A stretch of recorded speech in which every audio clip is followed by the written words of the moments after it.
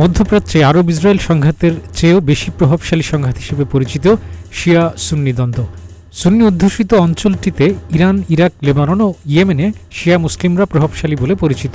ফলে অঞ্চলটিতে নিজেদের স্বার্থ টিকিয়ে রাখতে সুন্নিদের অবশ্যই শিয়াদের বিরুদ্ধে লড়তে হবে।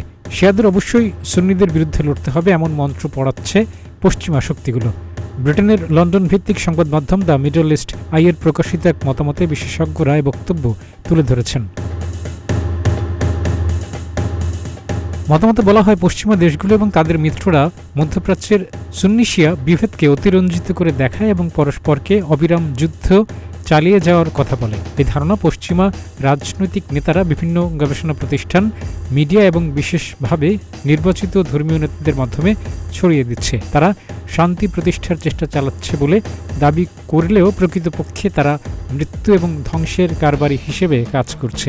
বিশেষজ্ঞরা মনে করছেন, পশ্চিমা দেশগুলো ইচ্ছাকৃতভাবে সুন্নি শিয়া বিভেদ বাড়িয়ে তুলে তাদের চাপিয়ে দেওয়া যুদ্ধ, জায়নবাদী সহিংসতা এবং মধ্যপ্রাচ্যে বিদেশি হস্তক্ষেপকে ন্যায্যতা দেওয়ার চেষ্টা করে। এখানে সংঘাত যাতে চলতেই থাকে সেজন্য অনেক শক্তি এবং গোয়েন্দা নেটওয়ার্ক কাজ করে যাচ্ছে। বিশেষজ্ঞদের মতে, আজকের মধ্যপ্রাচ্যে যে আঞ্চলিক সংঘাত চলছে তার মূল কারণ তেল ও প্রাকৃতিক গ্যাসের বিপুল মজুত। এই তেল ও গ্যাস বর্তমান বিশ্ব অর্থনীতির জন্য অত্যন্ত গুরুত্বপূর্ণ।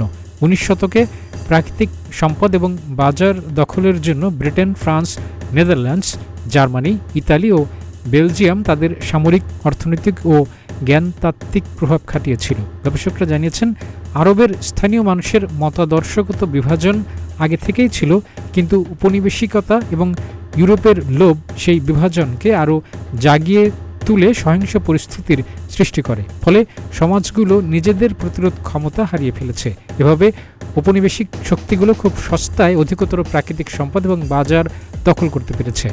মতামতে বলা হয়, পশ্চিমা উপনিবেশিক কর্মকাণ্ডগুলো জায়নবাদীদের সাহায্য করেছে এবং আরব অঞ্চলে আধুনিক জাতি রাষ্ট্র গঠনে ভূমিকা রেখেছে। উপনিবেশিক শাসন চলে গেলেও পশ্চিমাদের অর্থনৈতিক, শিক্ষা এবং সামাজিক ও ধর্মীয় কাঠামো এখনও রয়ে গেছে। 19 এবং 20 শতাব্দীর ব্রিটিশ এবং ফরাসিরা তাদের উপনিবেশিক লক্ষ্য অর্জনের জন্য ইচ্ছাকৃতভাবে সুন্নি শিয়া বিভাজনকে বাড়িয়ে তুলেছিল। মূলত তাদের আসল উদ্দেশ্য ছিল প্রাকৃতিক সম্পদ এবং বাণিজ্য পথ নিয়ন্ত্রণ করা। কাজী আমদাদ, প্রতিদিনের বাংলাদেশ।